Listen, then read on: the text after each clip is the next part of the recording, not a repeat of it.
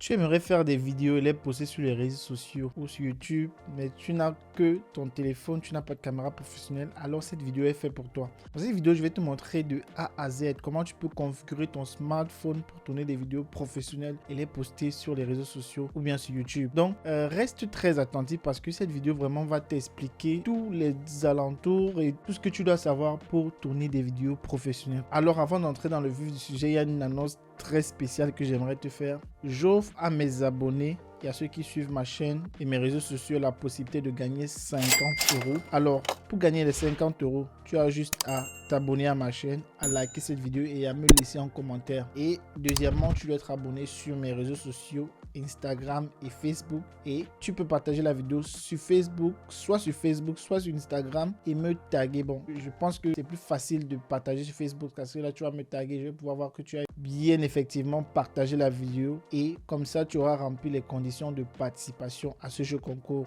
Je reprends. La seule chose que tu as à faire, être abonné à cette chaîne YouTube. Bien sûr, liker la vidéo, me laisser un commentaire, la partager sur Facebook, être abonné à ma chaîne Facebook, être abonné à ma chaîne Instagram et me taguer sur la vidéo que tu auras partagée. Ainsi, tu te donnes la possibilité de gagner 50 €. Les 50 €, tu pourras les avoir cash ou bien je t'offre la possibilité de choisir entre un équipement de création de vidéos d'une valeur de 50 €. Donc cela dit, on va passer au vif de notre vidéo. Je reçois beaucoup de messages des gens qui me demandent comment est-ce que je tourne mes vidéos et je les poste sur les réseaux sociaux avec une qualité aussi bonne. C'est vrai que j'utilise une caméra qui est très bonne, de bonne qualité, une caméra professionnelle pour tourner les vidéos. Mais tu n'as pas besoin de tout cet équipement pour tourner tes vidéos, qu'elles soient professionnelles. De nos jours, avec un iPhone comme celui-ci, ou bien n'importe quel iPhone d'ailleurs, ou bien n'importe quel smartphone Android, tu es capable de produire des vidéos de haute qualité. Crois-moi, de haute qualité. Mais il y a certains éléments très importants que tu vas savoir et je vais les révéler à toi dans cette vidéo. Alors, la première chose que tu dois savoir pour tourner une bonne vidéo, pour la poster, pour que la vidéo soit professionnelle, la première chose à savoir, c'est que le micro, le son est très important. Alors, tu n'as pas besoin d'avoir un micro comme celui-ci parce que voilà, il peut être un peu cher, mais n'importe quel micro-cravate fait l'affaire. Et de nos jours, si tu es dans une pièce qui n'a pas trop d'écho, tu peux également directement utiliser ton smartphone comme microphone. Ça ne va pas déranger. Mais l'une des choses, sinon la chose la plus importante, mais la plus négligée par les gens, c'est le micro. Parce que c'est ça qui permet de captiver l'audience qui regarde tes vidéos et comprendre de manière claire et audible ce que tu es en train de vouloir dire. Alors la deuxième chose que tu dois savoir pour avoir une vidéo professionnelle, c'est que tu as besoin d'un éclairage adapté. Tu n'es pas obligé d'avoir un éclairage comme celui que j'utilise actuellement, c'est la Puture 120D Mark II. Tu n'es pas obligé d'avoir cette lumière là, elle coûte un peu cher. Tu peux avoir, il y a des lumières aujourd'hui très abordables sur Amazon ou bien voilà, très abordables, les ring lights. Avec ça, tu peux également faire de très belles vidéos. Tu peux également te chercher la liste des équipements les plus moins chers et de bonne qualité avec lesquels tu peux tourner tes vidéos professionnelles. Donc n'hésite pas de regarder juste dans la description de cette vidéo parce que là tu vas voir les meilleures offres d'équipement pour tes prochaines vidéos. Alors maintenant, quand tu as ces deux choses, c'est-à-dire le micro et la lumière, qu'est-ce que tu as besoin en deuxième position? Tu as besoin d'une caméra et dans notre cas il s'agit de ton smartphone. Donc de ton smartphone, dans mon cas c'est l'iPhone. Mais ne t'inquiète pas, même si tu as un Android, tu as n'importe quoi, ça marche avec. Donc on va tout de suite passer et tu vais te montrer les configurations dont tu as besoin pour avoir un contenu professionnel. Je vais faire une petite parenthèse ici pour te dire que je sais que très souvent on est tenté de vouloir se voir avec la caméra devant, mais dommage que tu ne pourras pas te voir parce que la caméra qui t'offre la meilleure résolution, c'est celle de derrière. Donc utilise la caméra de derrière. Tu ne vas peut-être pas pouvoir te voir, mais c'est le meilleur compromis pour avoir une très belle vidéo. Donc désolé, si tu utilises ton téléphone, tu dois devoir utiliser la caméra de derrière. Je crois que la caméra de l'iPhone, c'est 12 mégapixels si je ne me trompe pas bien. Et ça t'offre la possibilité de filmer en ProRes. Pour ceux qui ne connaissent pas le ProRes, c'est l'un des meilleurs codecs du marché, développé par Apple bien sûr. Et ça file en 422 10 bits. Bon, c'est des informations un peu compliquées. Tu as une résolution top class, c'est-à-dire que ça rivalise avec les meilleure caméra du cinéma. Donc on va tout de suite voir les réglages qu'il faut. Quel réglage est-ce qu'il te faut avec ton téléphone pour filmer des contenus professionnels? Alors pour cela on va aller dans les réglages de mon téléphone.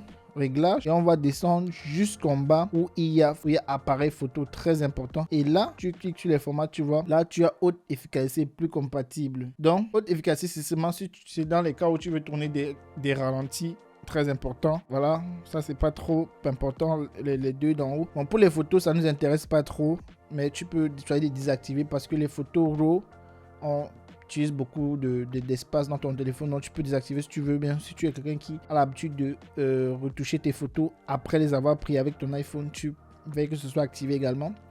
Ce qui nous intéresse ici là, c'est les vidéos. Donc tu dois veiller en sorte que l'Apple ProRes soit activé, tu vois. Et là il donne des informations que ça filme en 10 bits, donc 10 bits, je crois que c'est ça exactement.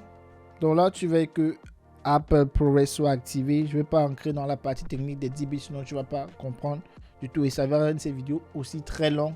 Donc voilà, on va s'arrêter là. Tu actives l'Apple ProRes et tu rentres en arrière. Maintenant, la deuxième chose qui nous intéresse ici là maintenant, c'est ici là où tu vois enregistrer une vidéo. Donc là, tu vas cliquer sur enregistrer une vidéo et je te conseille de filmer en 1080p 25 images par seconde. Pourquoi 1080p 24 images par seconde? Parce que si tu filmes en 4K comme c'est configuré ici, 24 images par seconde. IPS c'est mis pour 20, c'est I pour images par seconde. Parfois, le fichier est trop lourd. Et si tu es quelqu'un par exemple qui va monter avec son smartphone, la vidéo risque d'être assez compliquée pour le smartphone, même pour certains ordinateurs, ça va être un peu difficile à facilement traiter. Et ce n'est pas aussi nécessaire parce que de nos jours, la majorité regarde les vidéos sur leur téléphone. Donc 1080p c'est largement suffisant pour le téléphone. Mais voilà, si tu dis que voilà, tu as une machine puissante, bien tu n'as pas de problème, si le fichier est lourd, tu peux éventuellement filmer en 4K 24 images par seconde. Mais je te conseille bien entendu de filmer en 1080p HD 25 images par seconde. Parce que voilà, tout le monde regarde les vidéos sur son téléphone aujourd'hui. C'est largement suffisant. Pourquoi 25 images par seconde? Parce que c'est le standard au cinéma. À moins que tu veux faire des ralentis par la suite, je te conseille 25 images par seconde. C'est le standard au cinéma. Les films que tu vois sont tournés à 25 images par seconde. Sauf s'ils veulent faire les ralentis. Là, tu peux peut-être éventuellement tourner à 1080p 60 images par seconde ou 30 images par seconde. Mais 25 images par seconde, c'est ce que je te conseille. C'est là que tu as la meilleure qualité. Le rendu cinéma. Voilà, c'est ce que tu as besoin de savoir ici. Et voilà également, tu peux filmer en HDR. Et HDR, c'est mis pour High Dynamic Range. C'est-à-dire quoi? C'est-à-dire que tu conserves beaucoup d'informations dans les hautes lumières et dans les basses lumières. C'est-à-dire dans les ombres et dans les... How to explain it like...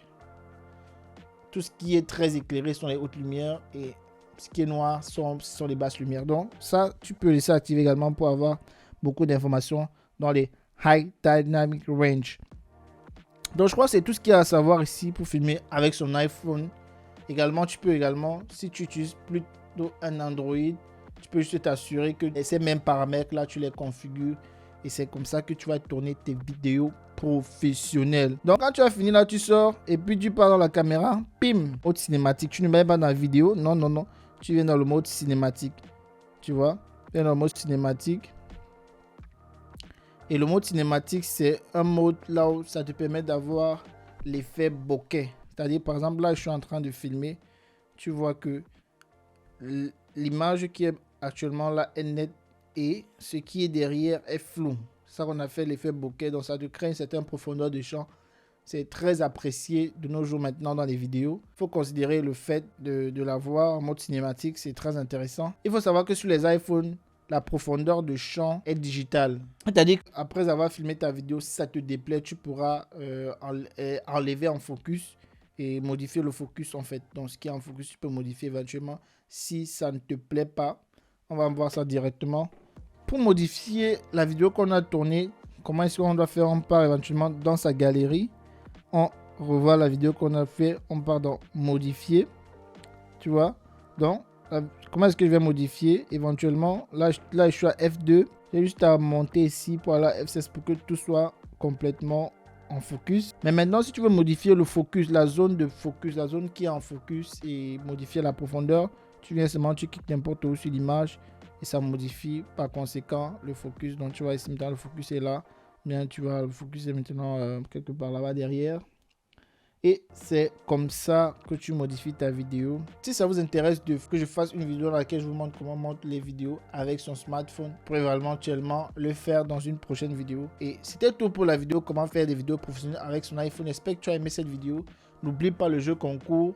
Tu likes, tu partages, tu t'abonnes et tu me tags sur les réseaux sociaux. Alors cela dit, on se retrouve très prochainement pour une toute nouvelle vidéo. Ciao.